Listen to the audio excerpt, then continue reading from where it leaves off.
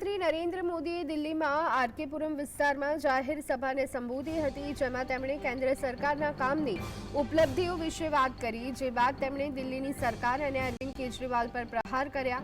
પ્રધાનમંત્રી મોદીએ સંબોધન કરતા કહ્યું કે વસંત પંચમી સાથે મોસમ બદલવાનું શરૂ થઈ જાય છે। 3 દિવસ પછી 5 ફેબ્રુઆરીએ વિકાસની નવી વસંત દિલ્હીમાં શરૂ થશે।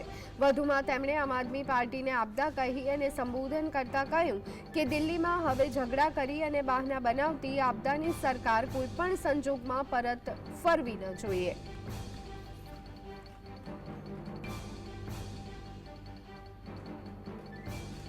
पंचमी के साथ ही मौसम बदलना शुरू हो जाता है।